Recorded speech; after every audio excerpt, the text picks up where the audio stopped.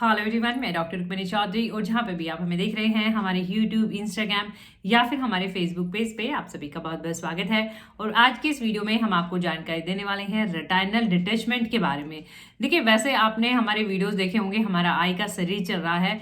आंखों से संबंधित जो भी बीमारियां हैं जैसे केराटोकॉनस, जिसमें आपका लेंस बाहर आ जाना, रेटाइनल पिगमेंटोसा जो कि एक तरह का जेनेटिकल प्रॉब्लम है, डाले हुए हैं। और आज का भी हमारा टॉपिक आई के ऊपर ही है, आई हेल्थ से रिलेटेड है, डिटैचमेंट के ऊपर है। तो आज के इस पूरे वीडियो में हम आपको बताएंगे कि ये क्या बीमारी है, कैसा कंडीशन है, इसके पीछे क्या वजह है, क्या इसके साइन और सिम्टम्स, लक्षण है, कैसे इसकी जांच की जाती है, कुछ बचाव की हम प्रिवेंशन की बात करेंगे, एलोपैथिक ट्रीटमेंट की हम बात करेंगे, होम्योपैथिक बेस्ट इफेक्टिव मेडिसिन की हम बात करने वाले हैं।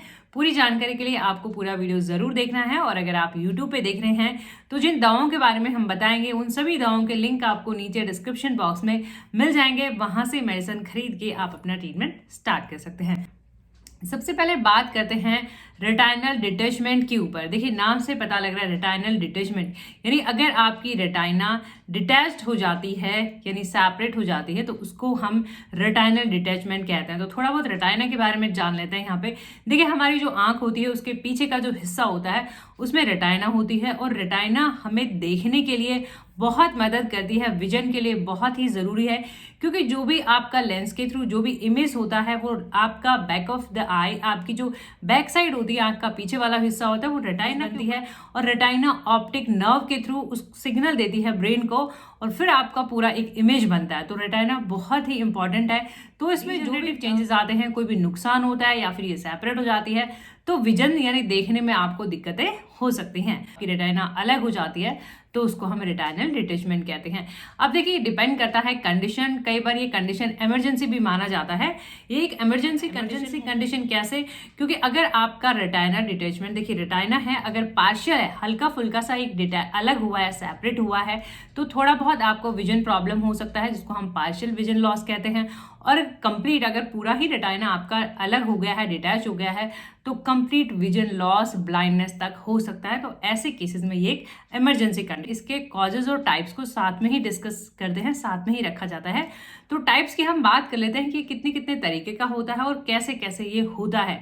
तो सबसे जो कॉमन है, सबसे मेन है रैग्मेटोजेनस, यानी ये एक ऐसा रेटाइनल डिटैचमेंट है, यानी रेटाइना इसमें इस तरीके से अलग होती है। इसमें रेटाइनल टीयर देखा जाता है कि जैसे जो रेटाइना होती है, रेटाइना के बीच में एक होल हो जाना, और होल की वजह से क्या होता है यानी छेद हो जाना, और पानी, आगे का जो पानी होता है वो पीछे भी जा सकता है, और इस तरह से वहां पे पानी भरा हुआ हो सकता है, और वो पानी फिर दबाव डाल देता है और रेटाइना आपकी अलग होने लग जाती है, जिसकी वजह से रेटाइना डिटैच यानी ट्रैक्शनल रेटाइनल डिटैचमेंट। देखिए, ट्रैक्शनल जब देखा जाता है जब वहां पे स्कार टिश्यू बन जाते हैं।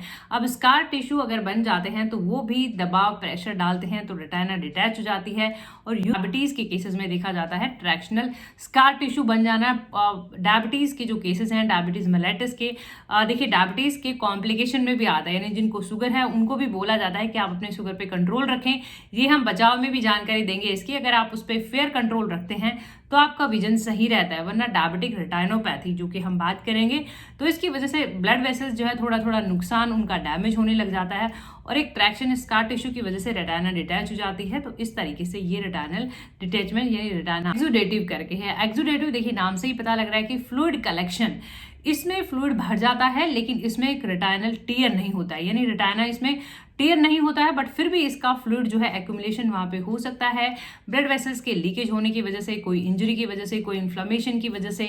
ये हम रिस्क फैक्टर्स की बात कर लेते हैं, यानी किन में ये प्रॉब्लम ज्यादा देखी जाएगी या किन को ये प्रॉब्लम ज्यादा होती है।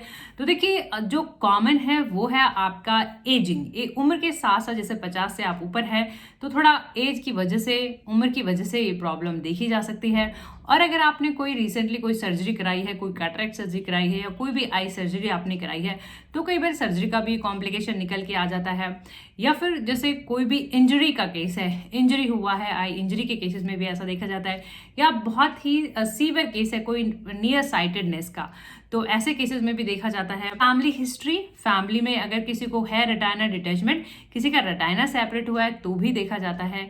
और कई बारी आपका पास्ट रेटाइनल डिटैचमेंट, यानी आपको पहले रेटाइनल डिटैचमेंट हुआ है, फिर आपने मेडिसिन के थ्रू, सर्जरी के थ्रू से कर आपको हिस्ट्री में, यानी ये प्रॉब्लम रिकरेंट भी हो सकती है, आपको बार बार भी हो सकती है। साइन और सिम्टम्स की कि इसके क्या लक्षण होते हैं। देखिए, साइन और सिम्टम हमने स्टार्टिंग में बताया था। अगर आपका रेटाइना थोड़ा बहुत डिटैच हुआ है, अलग हुआ है, तो आपको विजन से रिलेटेड थोड़ी कम दिक्कतें हो सकती हैं। और अगर वो कंप्लीट हो गया है, ज़्यादा हो गया है, यानी पूरी ही रेटाइना अगर अलग वहाँ से सेपरेट हो गई है, तो ज़्यादा सिम्टम आपको देखने को मिल सकते हैं। तो जो स्टार्टिंग में जो सिम्टम आते हैं, ब्लरिंग ऑफ यानी धुंधला आपको दिखाई देने लग जाता है, फ्लॉटर यानी धुंधला आपको दिखाई देने लग जाता है, फ्लॉटर्स इसमें भी आते हैं, फ्लॉटर्स भी देखने को मिलते हैं, डार्क स्पॉट्स जो कि हो जाते हैं, एक्यूमुलेशन जो हो जाता है उसकी वजह से आपको फ्लॉटर्स दिखाई दे सकते हैं, फ्लैशेस भी दिखाई दे सकते हैं, फ्लैशेस भी इसमें देखे जाते हैं। विजन लॉस डिपेंड करेगा कि आपकी कितनी रेटाइना डिटैच कर लेते हैं। हम डायग्नोसिस की जांच की, देखिए जांच के लिए आप जब भी आप विजिट के लिए जाते हैं आई डॉक्टर्स के पास, तो थोड़ा वो आई ड्रॉप देते हैं और उसकी वजह से देखते हैं आपका पिपल कैसा, कितना डायलेट हो रहा है, कैसे रिस्पॉन्स कर रहा है। कुछ आई टेस्ट कर सकते हैं, आपके आईज की फोटो भी क्लिक कर सकते हैं, रेटाइना की इमेजेस ले सकते हैं अच्छे से पूरा देखने के लिए। एलोपैथिक मोड ऑफ ट्रीटमेंट में आपका सर्च किया जाता है। अगर आपको ज़्यादा प्रॉब्लम है तो आपको सर्जरी की तरफ ही जाना चाहिए। अगर ज़्यादा प्रॉब्लम है, वो इमरजेंसी कंडीशन है, यानी ऑल ऑफ सडन आपने देखा है आपका अचानक से विजन कम हो गया है, कुछ दिखाई नहीं दे रहा है, तो ऐसे केसेस में सर्जरी जो कि थर्मल भी होती हैं और क्रायो सर्जरीज भी होती हैं, लेते हैं प्रिवेंशन की कि ये प्रॉब्लम आपको ना हो। क्या आप बचाव करें, कैसे बचें इस प्रॉब्लम से। तो देखिए, अगर आप डायबिटिक हैं, आपको शुगर है, तो आप अपना शुगर पे कंट्रोल रखिए। अगर आपको ब्लड प्रेशर भी है, हाई बीपी है, तो उस पर भी आप अपना कंट्रोल रखिए। और अगर आप नियर साइटेड हैं, यानी आपको जो मेडिकल हिस्ट्री है, सबसे पहले तो आप उसी पे कंट्रोल रखिए और अपनी आईज को आप प्रोटेक्ट करके रखिए, ग्लासेस वेयर करें। देखिए, होम्योपैथी मेडिसिन हमेशा कारण, वजह और साथ में क्या सिम्टम्स आपके आ रहे हैं उनके ऊपर बेस्ड होती है। तो हमने कुछ कॉमन मेडिसिन रखी हुई हैं वाले हैं। सबसे पहले हम बात करें अर्निका मोंटाना की। देखिए, अर्निका मोंटाना आपने सुना होगा, बहुत अच्छा मेडिसिन है इंजरी के लिए। किसी भी तरीके का इंजरी हो जाता है, अगर आई इंजरी की वजह से आपकी रेटाइना डिटैच्ड है, तो आप अर्निका मोंटाना ले सकते हैं। ये ऑरल ड्रॉप्स हैं, यानी ये दवा आपको मुंह में लेना है।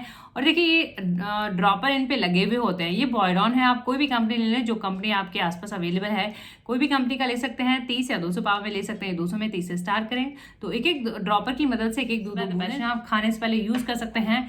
अगर आपका इंजरी के बाद आपको ये प्रॉब्लम हुई है, तो फिर आप अर्निका लें और थोड़ा रेगुलरली आप उसे ले सकते हैं। हमने यहाँ पे रखा हुआ है ऑरम मेटालिकम। देखिए, ऑरम मेटालिकम एक ऐसा जो डी जनरेशन में, यानी ये सिफिलिज्म मयाज्म से बिलोंग करता है, और ऐसा मयाज्म जिसमें बहुत ही ज़्यादा नुकसान, डैमेज, डिस्ट्रक्शन, तो यानी ये बहुत नुकसान अगर हो गया है, और usually central blood vessels strength देता है, एक तरह से उनको विजन में काफ़ी हेल्प मिलती है। तो ब्लड वेसल्स को इम्प्रूव करने के लिए, स्ट्रॉन्ग करने के लिए आपका ऑरम मैट वेसल्स के ऊपर ये एक्ट करता है और काफ़ी अच्छा। जैसे हमने बात करी थी, ब्लड वेसल डैमेज हो जाती हैं, जो आपका डायबिटीज़ के केसेस में था, तो ऐसे केसेस में फिर आप ऑरम मेटालिकम लें। ये भी ऑरल ड्रॉप है, देखिए दूसरे कंपनी का दवा है। तो एक तो दो बूंदें सुबह दोपहर शाम खाने से पहले वैसे ही आप यूज़ कर सकते हैं। रेगुलरली फ़र्क होता हुआ नजर आए, धीरे धीरे करके आप बंद कर सकते हैं। तो ये आपका यूजुअली डायबिटीज़ के या फिर ब्लड वेसल्स का नुकसान है, यानी उनका डैमेज हो गया, तो आप ऑरम मेटालिकम ले सकते हैं। सीमियम, जेलसीमियम बहुत ही अच्छा मेडिसिन है। आपने देखा होगा, मांसपेशियों की अगर कोई दिक्कत होती है, मसल्स कमज़ोर हो जाती हैं,